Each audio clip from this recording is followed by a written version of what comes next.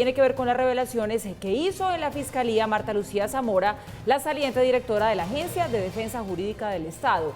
Ella misma pidió ser escuchada para denunciar presuntas irregularidades en el proceso de licitación de la elaboración de pasaportes. Al término de la diligencia, la Fiscalía anunció que ya hay una investigación abierta sobre este caso.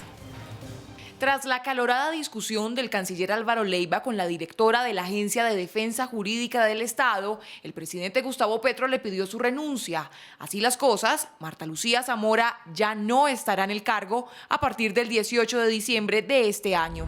¿Qué pasó tras la renuncia de Marta Lucía Zamora? La saliente funcionaria le pidió a la Fiscalía ser escuchada para denunciar las presuntas irregularidades que conoce sobre el proceso licitatorio de pasaportes en el país y por el cual se generó el incidente en el que presuntamente el canciller Álvaro Leiva la habría gritado en medio del reclamo por el manejo del proceso legal contra la compañía Thomas Gregg & Sons. ¿Qué contó Marta Lucía Zamora en la Fiscalía? Zamora denunció ante el ente acusador, bajo declaración juramentada y ante un fiscal anticorrupción, reuniones en París entre Jorge Leiva, hijo del canciller Álvaro Leiva, Juan Carlos Lozada, director de Asuntos Jurídicos de la Cancillería, y empresarios europeos, en las que presuntamente coordinaron que se licitara nuevamente la elaboración de los pasaportes en los próximos meses. ¿Qué hizo la Fiscalía?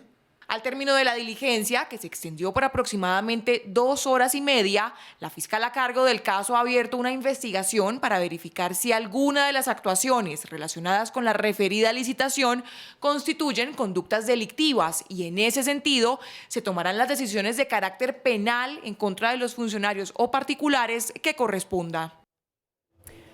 Bueno, y justamente Jorge Leiva y Juan Carlos Lozada respondieron ante la denuncia que ya veíamos de Marta Lucía Zamora de reuniones privadas que se habrían dado en París para definir, dice la doctora Zamora, licitaciones para la elaboración de los pasaportes en Colombia. Los dos confirmaron que sí se vieron, pero no para hablar de esas licitaciones.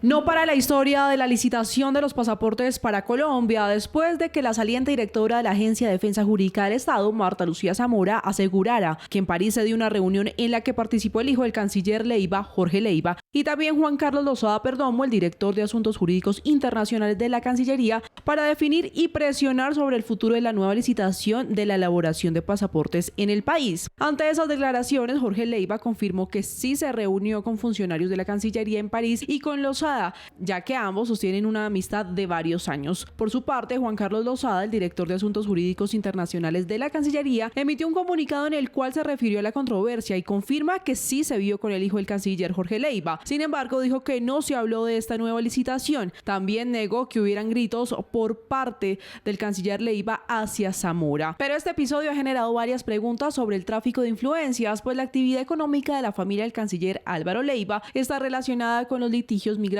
uno de los temas que aborda el Ministerio de Relaciones Exteriores. Discusión que ya se había dado en el Congreso de la República el pasado mes de abril durante un debate de control político al canciller, donde le advirtieron por un supuesto conflicto de intereses, donde él respondió de forma jocosa que su hijo, que es un niño de 54 años, puede hacer lo que se le dé la gana. Y 2 horas y media duró la diligencia ante un fiscal anticorrupción de la saliente directora de la Agencia de Defensa Jurídica del Estado, Marta Lucía Zamora, quien acudió para entregar la información que dice tener sobre una supuesta reunión en París con el objetivo presuntamente de incidir en la licitación de los pasaportes en el país. Y allí no termina toda esta historia. Duros reclamos le hicieron congresistas de la Comisión de Relaciones Exteriores al canciller Álvaro Leiva. Exigieron que atienda sus llamados a citación de debates e incluso senadoras del pacto histórico se refirieron a un machismo en la Cancillería que dicen tiene que acabarse. En el Congreso hay molestia con el canciller Álvaro Leiva porque no ha asistido a las citaciones en la Comisión Segunda. La inconformidad con el alto funcionario subió de tono por cuenta de las diferencias con Marta Lucía Zamora. El señor canciller tiene la oportunidad de venir a esta comisión a darle la cara al país. A darle la cara al país y a decirles realmente qué es lo que está sucediendo, cuáles son los argumentos serios que él tiene para defenderse. Incluso congresistas del propio pacto histórico se solidarizaron con la directora de la Agencia Jurídica para la Defensa del Estado y reclamaron al canciller por su actitud. Siento mi protesta por ese trato de gritos y no es la primera vez del canciller, lo tengo que decir aquí. De manera que ese machismo en la Cancillería tiene que acabarse. Lo cuestionamos. Estamos en solidaridad con la doctora Marta Lucía Zamora. Los congresistas advierten que Leiva debe responder también por las presuntas irregularidades en la licitación de pasaportes. Pero además una mujer con unas calidades profesionales y humanas totalmente probadas a lo largo de su historia. Y aquí hay patriarcado, y aquí se le grita a las mujeres, y eso no podemos permitirlo más. Los senadores esperan que el canciller responda al llamado a rendir cuentas ante el Congreso antes del 16 de diciembre. Bueno, Mauricio, como se dará cuenta, bastantes movidas estas últimas horas en torno al tema licitación, pasaportes, la doctora Zamora que asistió a la Fiscalía y bueno, esto último que ya teníamos ahí, que es, digamos, como los cuestionamientos que siguen en torno a la que ha sido la función y la manera de proceder del canciller Leiva en esta y en otras ocasiones. Pero vamos a concentrarnos quizá en lo más importante, si se le puede llamar así, de toda esta situación, y es esta denuncia que hace la doctora Zamora de una reunión que se habría dado en París, en la que habría participado el hijo del canciller para presuntamente hablar de esa licitación de pasaportes. Puede ser hilar muy delgado decir que eso sí pasó o no pasó, pero por lo menos una indelicadeza sí es que se presta para estas suspicacias, que se reúna el hijo del canciller en funciones con personas en el exterior que podrían ser parte interesada en esta licitación. Lo cierto es que el balón en la cancha lo tiene la doctora Zamora, si tiene las pruebas que ella dice que tiene. Probablemente tenga pruebas de la reunión, quién sabe si tenga pruebas de qué fue lo que se trató Claro, de lo allí, que hablaron, ¿no? porque que estén juntos per se no significa nada. Dicen que dentro de lo que le pasaron a ella de información, porque evidentemente ella no estuvo en la reunión, está el que también había reuniones con algunos de los inversionistas que podían estar interesados en la segunda licitación. Y allí sí la cosa se complica y ya deja de ser una cuestión de sencillamente estoy sirviendo como guía de turismo, que es lo que ha dicho Jorge Leiva, el hijo del canciller Álvaro Leiva, cuando afirma que él no tiene nada que ver con nada y que él es amigo de vieja data del abogado de la Cancillería y que por lo tanto no hay ningún lugar a sospecha. Pero bueno, digamos que el hecho debe ser investigado en profundidad. Hay que ver qué información llegó la doctora Marta Lucía Zamora en la visita que hizo a la Fiscalía y hay que ver eso hasta dónde llega, porque uno tampoco puede a estas alturas decir que sí fue o que no fue. Lo que sí es cierto es que la reacción del canciller es por lo menos destemplada. Ese sarcasmo medio cachaco de decir es que es un niño de apenas 56 años y que puede hacer lo que quiera, pues evidentemente no le queda bien en estas circunstancias, pero en términos generales al canciller. Sobre todo en medio de este caso, tomando en cuenta que fue la misma Cancillería la que inició todo este proceso al revés. Es decir, no es que el canciller Leiva esté corrigiendo algo que hizo otra persona. No es que la Cancillería esté corrigiendo algo del gobierno anterior, no es que el presidente Petro pueda salir a decir es que en el anterior gobierno nos hicieron. Este lío lo arrancó esta Cancillería y este lío lo está profundizando esta Cancillería.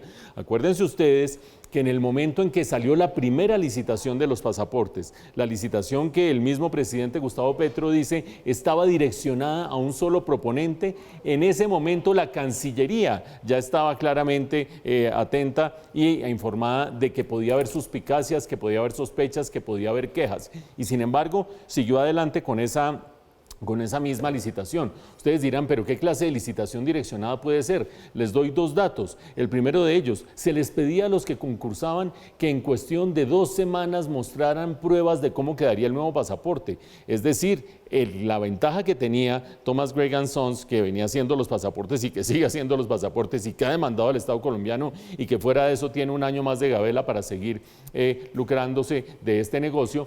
Todo ese proceso se pretendía que lo hicieran en 2 semanas cualquier competidor. Thomas Gregg & Sons tenía una gran ventaja. O que en solamente 2 meses se comprometiera la nueva empresa a poder sacar los nuevos pasaportes. Algo complicadísimo de lograr para cualquier competidor y que claramente favorecía a Thomas Gregg & Sons. Todo eso lo conocía este canciller, todo esto lo conocía esta Cancillería y sacó la licitación. Y al sacar la licitación vino la reacción del presidente Petro. Y la reacción del presidente Petro al decir licitación está direccionada a un solo beneficiario, pues fue en ese momento en que el canciller, como suele hacer en varias cosas, por ejemplo, en sus primeros tweets acerca del conflicto entre Israel y Hamas, dio una vuelta de 180 grados apenas el jefe, apenas el presidente Petro se pronunció al respecto. Cualquiera dirá, pues claro, es un ministro subordinado al presidente, etcétera, etcétera.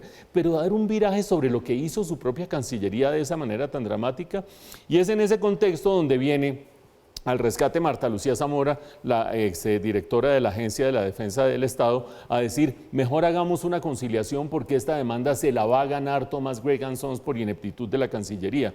Y es donde vienen los gritos, la reacción exacerbada del canciller, y es donde viene exactamente todo lo que ustedes han visto a continuación.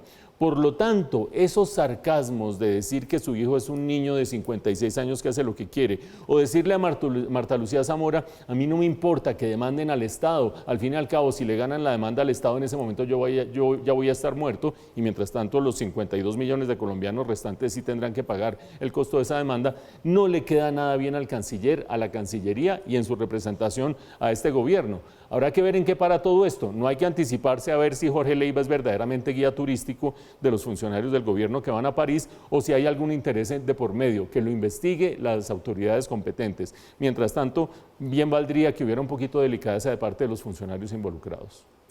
Bueno, y vamos ahora sí con esa noticia que ya les adelantábamos. Con 87 votos a favor y 37 en contra, la plenaria de la Cámara de Representantes aprobó la reforma a la salud. El artículo 42, el de la polémica, que establecía cursos de competencias para la elección de gerentes de hospitales, se hundió. Con la votación del artículo 42, el de la discordia, se cerró la aprobación de la reforma a la salud en la Cámara de Representantes.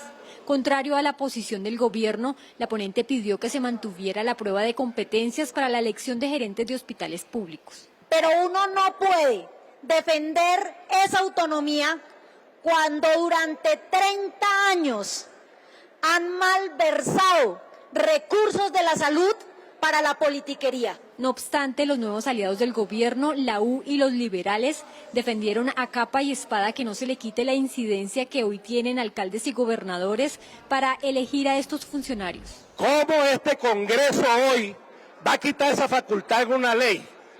¿Cómo este Congreso hoy pretende quitarle la posibilidad a alcaldes y gobernadores que adicionalmente, Alfredo, son los responsables de la salud en el territorio? Las tres congresistas que más han criticado la reforma recordaron en un cartel el mensaje en X del presidente sobre incluir el mérito para la elección de estos gerentes. Por lo menos escuchen a su presidente. Hoy les trajimos aquí impreso el trino en el que el presidente Gustavo Petro señala que es necesario mantener los criterios meritocráticos a la hora de nombrar los directores de los hospitales públicos y que esto no debe ser moneda de cambio para que otros partidos voten a favor de la reforma a la salud. Pese a que la reforma estuvo por varios meses con pronóstico reservado, el gobierno logró superar esta prueba en la Cámara. Congresistas, mil gracias. Esa votación, ese espaldarazo que le han dado al gobierno, el gobierno lo valora mucho. Entre lo aprobado está la transformación de las EPS a gestoras de salud y vida y la entrega del manejo de los recursos de la salud a la ADRES. Uno de los artículos eliminados es el que daba facultades al presidente de la República para capitalizar la nueva EPS. ¿Qué decir, Mauricio? Porque la verdad es que hemos gravitado tanto sobre lo que ha pasado con esta reforma que iba, venía por momentos y un día y terminó salvada y aprobada. Aplanadora, parte 1, definitivamente funcionó. Y digo parte 1 pues porque ahora viene la parte del Senado y las otras instancias. ¿Cómo queda la cosa? Y bueno, y de cara a lo que viene, porque en el Senado parecería que el debate sí sería un poco más complejo. Pues se esperaría que eso fuera así por dos motivos. El primero de ellos porque en el Senado el apoyo del gobierno es mucho menor que el que ha tenido en la Cámara, pero el segundo motivo es porque el presidente del Senado, el doctor Iván Name, es una persona que tiene un criterio más propio que el que tenía en su momento el presidente de la Cámara, que iba empaquetando los artículos, los iba metiendo todos a votación sin ir uno por uno y en discernimiento. De hecho, el presidente del Senado no es el presidente del Senado que habría querido tener el gobierno el pasado 20 de julio elegido, que era Angélica Lozano. El doctor Iván Name es mucho más independiente, es mucho más crítico, es mucho más autónomo y el gobierno por el momento no tiene las mayorías en el Senado. Digo por el momento, pues porque ¿quién se iba a imaginar que la aplanadora iba a terminar funcionando de esta manera en la recta final?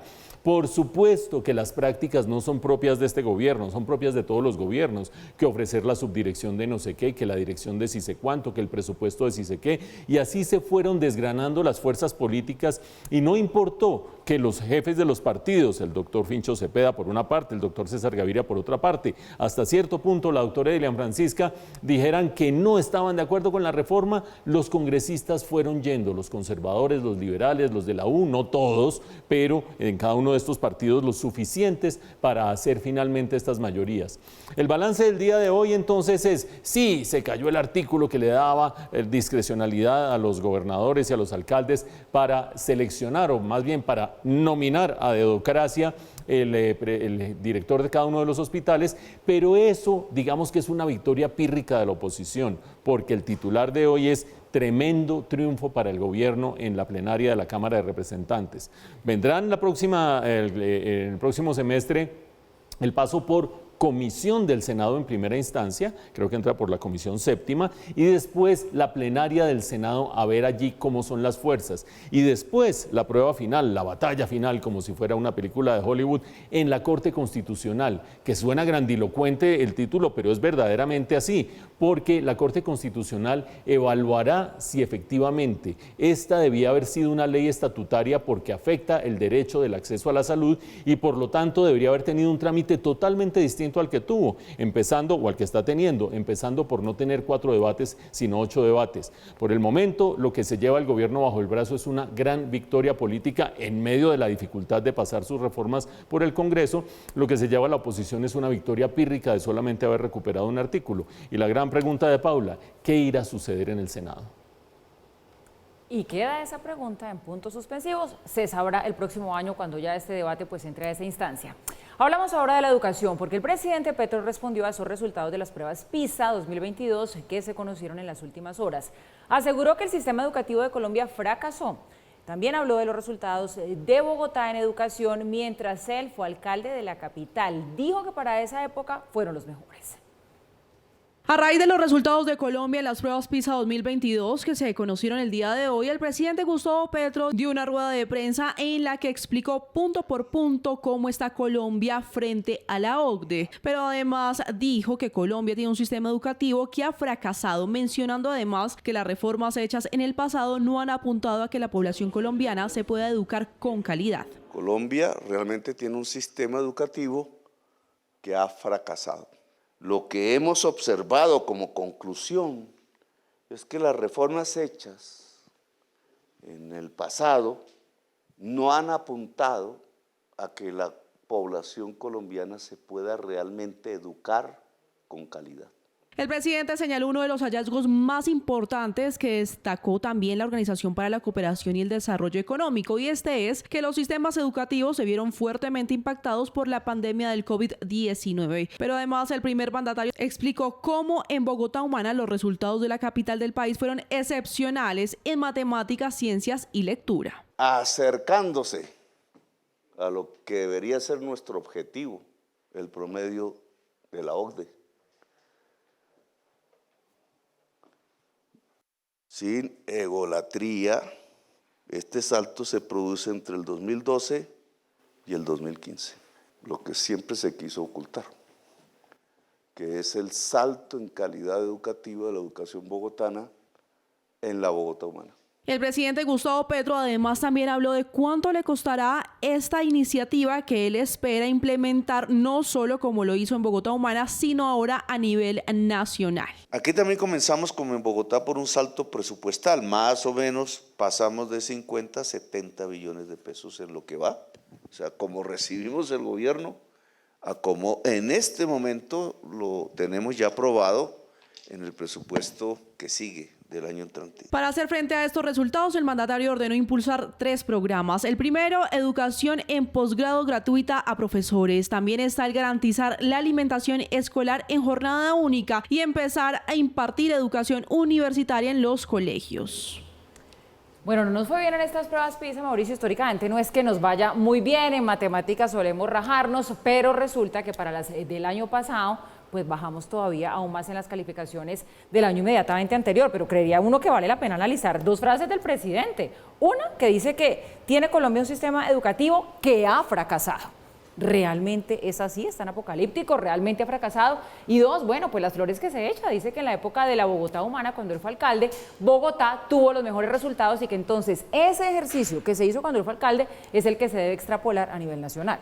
Paula, esas dos preguntas las hace el presidente, o esas dos ideas las plantea el presidente esencialmente para apoyar su proyecto de reforma a la educación. La gran pregunta que se hace todo el mundo es si ese proyecto de ley estatutaria verdaderamente significa cambiar las condiciones de lo que él considera un sistema fallido. Digamos que hablar de un sistema fallido por completo es una exageración y cualquiera puede sobresimplificar de esa manera. Hay cosas buenas, hay cosas regulares, hay cosas malas, los resultados no son buenos, los resultados no son halagüeños, pero hay que tener presente algo que mencionábamos en la nota. Estos resultados comparan el año 2022 con el año 2018 y el 21 y el 22 y parte del 20 fueron, sobre todo el 20 y el 21 fueron afectados por la pandemia. Digo que también el 22 porque niños que no fueron al colegio durante el 21, el 20 y el 21, pues en el 22 tampoco dan buenos resultados y habrá toda una cohorte de estudiantes que de ahí en adelante tendrá resultados por lo menos deficientes. Punto número uno, estos resultados hay que verlos a través del filtro del gran impacto de la pandemia en Colombia, pero casi que en todos los países del mundo. Punto número dos, es cierto que en algunas materias, pues aquí tenemos matemáticas, lectura y ciencia, en algunas de esas tres áreas le va mejor a Colombia o menos peor, como se diría coloquialmente.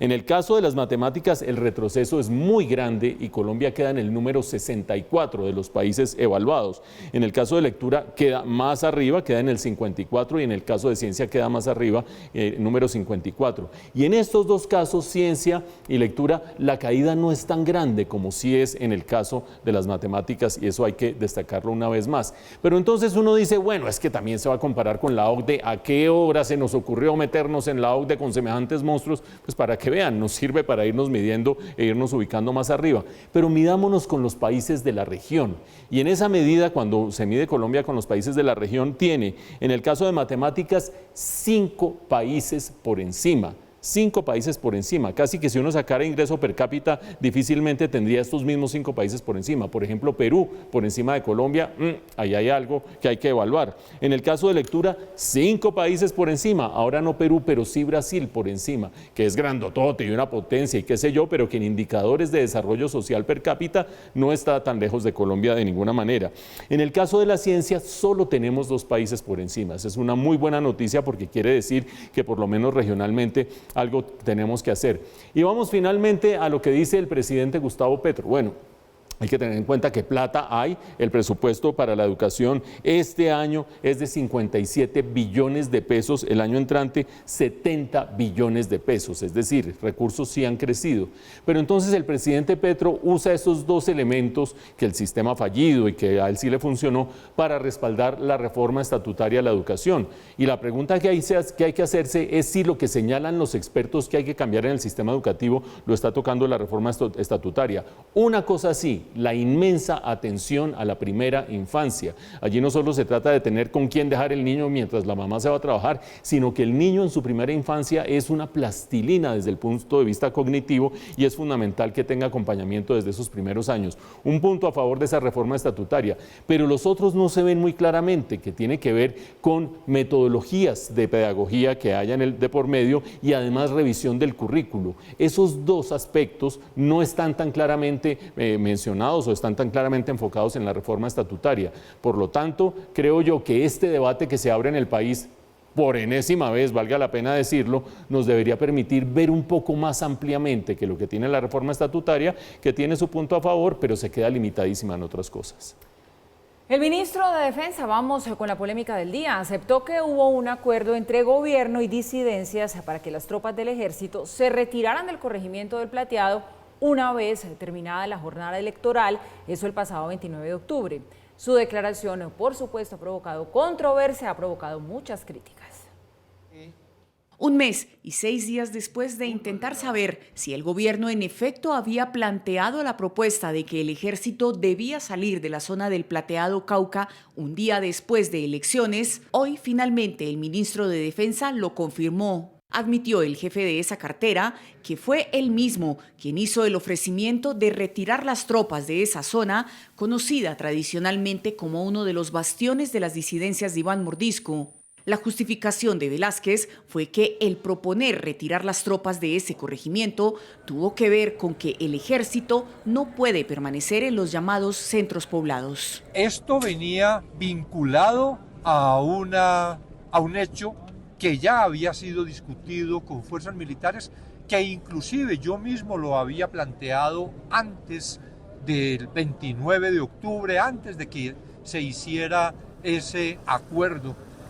Y es que el ejército no tiene por vocación la permanencia en centros poblados y que su presencia en el Plateado estaba dentro del Plan Democracia, pero que luego de terminado el Plan Democracia se retiró. Sin embargo, hay que recordar que quien sí puede permanecer en zona de centros poblados es la policía. No obstante, días después de elecciones, las disidencias le exigieron al gobierno que si los agentes policiales iban a establecerse en el Plateado, debían hacerlo bajo la condición de ingresar solo con armas cortas.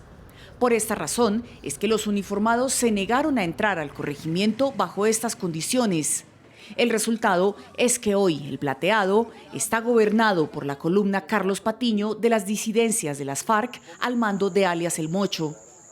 Minutos después que el ministro emitiera su declaración, una andanada de críticas se evidenciaron en las redes sociales.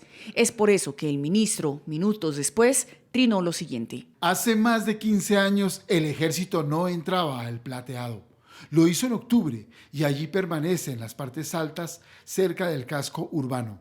Y ahora los que gobernaron durante estos años se atreven a decir que fue el gobierno que entregó el territorio a los grupos ilegales. Hay que recordar que un día después de las elecciones, el ejército decidió quedarse una semana más en el Plateado, lo que provocó que los militares fueran secuestrados por la población y posteriormente sacados a la fuerza de dicha región. Bueno, Mauricio, vamos a tratar de desenmarañar esto que ha dicho el ministro, que la verdad pues suena bastante delicado. Con lo que dijo el ministro, ustedes se lo acaban de escuchar, ¿está reconociendo que hay zonas vedadas para la fuerza pública? ¿Está reconociendo el ministro, como se lo reclamaba, por ejemplo, a través de las redes sociales, la senadora Paloma Valencia, que se están pactando despejes? ¿Es eso lo que debería entender el país? Paula, yo creo que hay dos aspectos de lo que ha dicho el ministro, unos en los que yo creo que tiene razón, otros en los que yo creo que no tiene razón. Los aspectos en los que yo creo que tiene razón es en esa afirmación que él hace, según la cual el ejército no debe estar metido en los cascos urbanos de las poblaciones del país. Es decir, no es natural que ni en Cali, ni en Medellín, ni en Barranquilla, ni en el Plateado un ejército se instale, o una tropa del ejército, o unos miembros del ejército se instalen allí a vigilar el orden público. El ejército está para otras cosas y solamente en situaciones especiales es el llamado a entrar en cascos urbanos. Esa es la segunda cosa en la que tiene razón el ministro, y es que este plan Democracia se armó para proveer este apoyo de fuerza pública durante las elecciones, no solo en el Plateado, sino en 112 municipios adicionales. Y así como entró el ejército, así mismo se retiró. Hasta allí la narrativa del ministro tiene sentido y es una buena explicación de lo que sucedió en el Plateado. Ahora bien, el que haya de por medio un acuerdo con las disidencias de Iván Mordisco es la parte fatal y lamentable de todo esto. Porque lo que está describiendo el ministro es cierto que debe ser así, pero no como el fruto de un acuerdo o no en ese momento coordinado con un acuerdo con las disidencias de las FARC. Las disidencias de las FARC son unos grupos o un grupo al margen de la ley, es un grupo delincuencial, es un grupo criminal. Y el Estado colombiano entonces pactando con un grupo criminal, ¿cuándo puede la fuerza pública entrar y cuándo no puede entrar? Entonces volvemos a la explicación del ministro y a la explicación que da Paula Granados sobre la explicación del ministro. Él dice, el ejército no se podía quedar allí porque no es el lugar para el ejército. Sí, pero sí es el lugar para la policía. ¿Y por qué no se quedó la policía? Nos explicaba Paula que no se quedó por exigencia de las disidencias de las FARC de que solamente podían tener armas cortas. Y la policía dijo, pues así yo no entro a ese casco urbano. Entonces, en ese tejemaneje terminó mandando la exigencia de las disidencias de las FARC de que la policía no podía entrar sino solamente con armas cortas. Y resultado de eso, termina mandando en el Plateado y ejerciendo el estatus de una especie de Estado dentro del Estado, las disidencias de las FARC, un grupo criminal, un grupo al margen de la ley, un grupo que por si fuera poco no ha hecho sino, como el ELN, más o menos hacerle así en la cara a las intenciones de paz del gobierno. Pero el gobierno firme allí, dando sus explicaciones y firme allí, replegando la fuerza pública en los momentos en los que los grupos criminales ejercen las actividades del Estado en partes del territorio nacional.